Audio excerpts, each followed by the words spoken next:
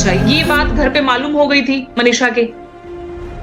बिल्कुल, उस लड़के से शादी करना चाहती, लड़के ने मना कर दिया। लड़का माइनर है, 18.5 साल का। और 1 महीना पहले मनीषा उसके पिताजी के द्वारा पकड़ी गई किसी होटल में, और उसके पिताजी ने संजय ने उसकी घर ले जाके बुरी तरह पिटाई की और अपने रिश्तेदार को ही बताया, यानी अपने मनीषा के मामा को ही बताया इस चीज का। मारपीट होती है और पूरे मामले का खुलासा दरअसल तब होता है। वो दिन दूर नहीं है जब संजय को हथकड़ी लग जाएंगे।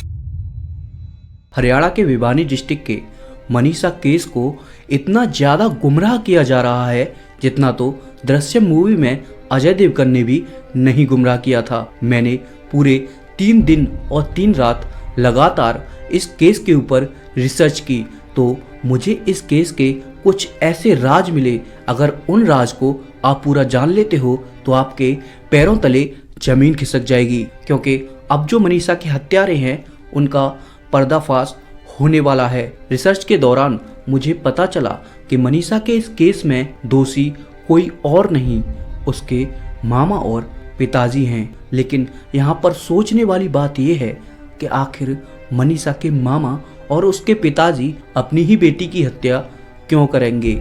मैंने जब इस चीज़ पर रिसर्च की तो कुछ वीडियोस में बताया जा रहा था कि मनीषा का एक लड़के के साथ अफेयर था और इसके बारे में उसके पिताजी को पता चल गया था, इसीलिए उसके पिताजी ने और उसके मामा जी ने उसकी हत्या कर दी। लेकिन क्या ये बात पूरी तरह से सही है या फिर हत्यारा कोई और ही है जिसे छिपाने के लिए मीडिया इसी तरह के नए नए बहाने बना रही है? तो आज की इस वीडियो में मैं ये सारे आपके डाउट्स क्लियर करने वाला हूँ। लेकिन इस वीडियो पर कोई भी नेगेटिव कमेंट करने से पहले इस वीडियो को एक बार पूरा देख लेना, उसके बाद ही इस वीडियो पर कोई भी नेगेटिव कमेंट करना। तो इस मनीषा केस के हत्याकांड को हमें एक बार शुरू से समझना पड़ेगा कि आखिर मनीषा के इस केस को इतना गुमराह क्यों किया जा रहा है, क्योंकि आज की इस वीडियो में बहुत ही बड़े बड़े मैं खुलासे करने वाला हूं। तो ये वीडियो शायद से कहीं डिलीट ना हो जाए या फिर टेक डाउन ना हो जाए, इसीलिए पहले इस वीडियो को आप अपने सभी दोस्तों के साथ शेयर कर दीजिए और ऐसे ही क्राइम वीडियोस देखने के लिए इस चैनल को सब्सक्राइब भी कर लीजिए।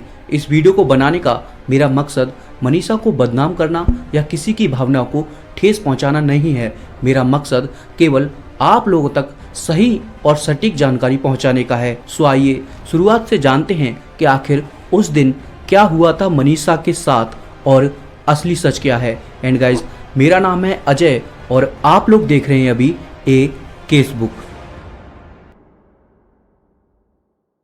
मनीषा जो कि हरियाणा के भिवानी डिस्ट्रिक्ट की रहने वाली थी। मनीषा की उम्र अभी 19 साल थी। मनीषा हर रोज की तरह ही किड्स केयर बाल विद्यालय के लिए गई थी, जहां पर वह एज अ टीचर जॉब किया करती थी। मनीषा बाय नेचर शांत और शर्मीले स्वभाव की लड़की थी। मनीषा ज़्यादातर किसी लोगों से फालतू बातें नहीं करती थी। मनीषा का जो सपना था वो एक नर्स बनने का था और इसी के साथ साथ मनीषा एक इंडिपेंडेंट भी लड़की थी, जहां पर वह अपने साथ साथ अपनी फैमिली का भी खर्चा चलाती थी। अभी सोचने वाली बात यह है कि मनीषा अगर अपनी फैमिली के लिए इतना सब कुछ करती थी तो क्या उसके पिताजी संजय कुमार जी उसकी हत्या कर सकते हैं? ये चीज़ हमें इस वीडियो में आगे देखने को मिलेगी, तो अभी इस वीडियो को बिल्कुल भी स्किप मत करना। और अपने नर्स वाले सपने को पूरा करने के लिए मनीषा पास के ही एक नर्सिंग कॉलेज में किड्स केयर बाल विद्यालय से निकलकर बीएससी नर्सिंग का फॉर्म लेने गई थी। यही एकमात्र सीसीटीवी फुटेज है जिसमें मनीषा को आखिरी बार देखा गया था। लेकिन शाम होते होते भी मनीषा अपने घर पर वापस नहीं आई थी। इसी बीच शाम के करीब 6:30 बजे के आसपास मनीषा के पिताजी यानी कि संजय कुमार जी के पास एक बार कॉल भी आया था, जिसमें उनकी बात पूरे 10 सेकंड के लिए चली। लेकिन मनीषा के पिताजी का कहना था कि उस समय उधर से उसकी कोई भी आवाज़ नहीं आई थी। जब मनीषा के पिताजी ने उसका नंबर इधर से ट्राई किया तो वो नंबर स्विच ऑफ बता रहा था, जिसके बाद मनीषा के पिताजी की चिंता और भी बढ़ जाती है, क्योंकि मनीषा हर बार लगभग दोपहर तक अपने घर पर वापस आ जाती थी और इस बार मनीषा शाम तक भी अपने घर पर नहीं आई थी। इधर मनीषा के दादाजी वो भी बहुत ज़्यादा चिंतित थे, इसीलिए मनीषा के दादाजी फौरन उस स्कूल के बस ड्राइवर से मिलते हैं और अपनी मनीषा की पूछताछ करते हैं। तो जो बस का ड्राइवर था वो बताता है कि मनीषा पास के ही एक नर्सिंग कॉलेज में एडमिशन फॉर्म लेने गई है, वो जल्द ही वापस आ जाएगी। ये वही बस ड्राइवर था जिसके साथ मनीषा बस में बैठकर किड्स केयर बाल विद्यालय के लिए जाती थी। तो बस ड्राइवर की यह बात सुनकर मनीषा के दादाजी को थोड़ी सी तसल्ली मिलती है और वह इसकी सूचना कॉल कर अपने बेटे संजय को देते हैं, जहां पर संजय बिना देरी किए लोहारू से बस पकड़कर सीधा उसी नर्सिंग कॉलेज में पहुंचते हैं और वहां पर जाकर सबसे पहले वो वहां के गार्ड से पूछताछ करते हैं। तो पूछताछ करने पर वो गार्ड बोलता है कि यहाँ पर कोई भी मनीषा नाम की लड़की नहीं आई थी और जब गार्ड से कोई सही जानकारी नहीं मिलती है तो मनीषा के पापा उस कॉलेज के रिसेप्शन पर भी पहुंचते हैं, लेकिन वहां पर भी उन्हें सेम जवाब सुनने को मिलता है। उनका भी यही कहना था कि मनीषा इस कॉलेज में नहीं आई है। तो इसीलिए मनीषा के पिताजी बिना देरी किए 112 नंबर डायल करते हैं और मौके पर पुलिस पहुंचती है, लेकिन पुलिस के पहुंचने के बावजूद वहां पर कोई भी सीसीटीवी कैमरा की रिकॉर्डिंग नहीं दिखाई जाती और इसके बाद मनीषा के पिताजी अपने घर वापस आ जाते हैं इसी उम्मीद में कि शायद मेरी बेटी भूली भटकी कहीं ना कहीं से घर पहुंच जाए। लेकिन समय बीत जाता है, फिर भी मनीषा अपने घर पर वापस नहीं आती है और मनीषा के पिताजी की चिंता और भी बढ़ जाती है। और एक सुबह मनीषा के पिताजी अपने चाचा के साथ मनीषा की मिसिंग कंप्लेंट कराने लोहारू के पुलिस स्टेशन पहुंच जाते हैं और मनीषा के पापा का ये कहना था कि उस दिन किसी ने भी उनकी मिसिंग कंप्लेंट दर्ज नहीं की थी और उसके बदले में उन्हें ये सुनने को मिला था कि तुम्हारी बेटी किसी दोस्त के साथ घूमने गई होगी या तो फिर कहीं पिकनिक मनाने गई होगी। इससे मनीषा के पापा काफ़ी निराश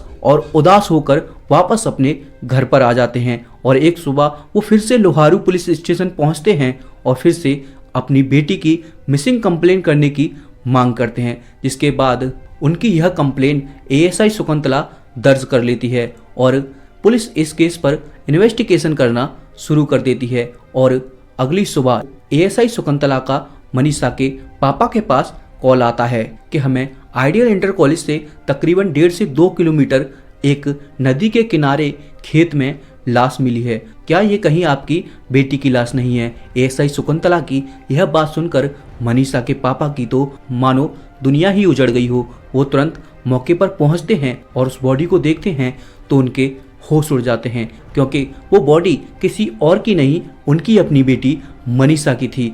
बॉडी इतनी खराब थी कि मैं यहाँ पर आपको शब्दों में भी बयां नहीं कर सकता। अभी इसके बाद वहाँ पर लोगों की भीड़ इकट्ठा होना भी शुरू हो जाती है। भीड़ को शांत करने के लिए तुरंत मनीषा की बॉडी को पोस्टमार्टम के लिए भेज दिया जाता है, जहाँ पर सभी को ये लग रहा था कि मनीषा का रेप हुआ है, उसकी हत्या की गई है। लेकिन जैसे ही पोस्टमार्टम रिपोर्ट आती है उसे देखने के बाद तो सभी के होश उड़ गए थे। पोस्टमार्टम रिपोर्ट में ये तो साफ था कि मनीषा का गला काटा गया है, उसकी हत्या की है, लेकिन उसकी रेप की पुष्टि नहीं हुई थी, क्योंकि पोस्टमार्टम रिपोर्ट के दौरान मनीषा की बॉडी से कोई भी सीमन नहीं मिला था, इसीलिए रेप की पुष्टि नहीं की जा सकती। और इसीलिए मनीषा के पापा फिर से अपनी बेटी का पोस्टमार्टम करने की मांग करते हैं, जिसके बाद रोहतक के एक पीजीआई हॉस्पिटल में दोबारा मनीषा का पोस्टमार्टम होता है। लेकिन जो दोबारा में मनीषा की रिपोर्ट आई थी उस रिपोर्ट में और पहली बारी रिपोर्ट में बहुत फ़र्क था। पहली रिपोर्ट में ये कहीं मेंशन नहीं किया गया था कि मनीषा ने पॉइजन लिया है, लेकिन जब दूसरी रिपोर्ट आती है तो उसमें ऐसा बताया जा रहा था कि मनीषा ने पॉइजन लिया है।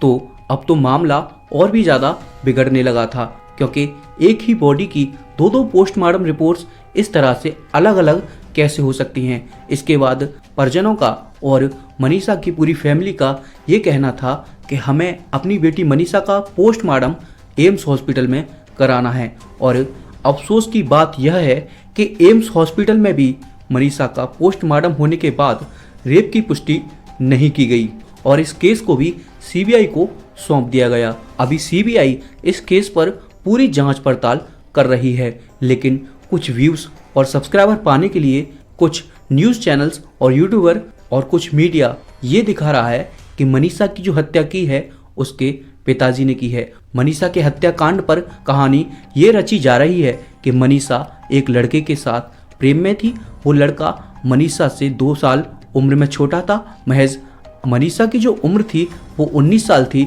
और यानी कि उस लड़के की उम्र 17 साल थी। मनीषा उससे शादी करने की जिद कर रही थी तो वो लड़का कह रहा था कि अभी मैं तुमसे 2 साल छोटा हूँ, जैसे ही मैं बालिग हो जाता हूँ मैं आपसे शादी कर लूँगा।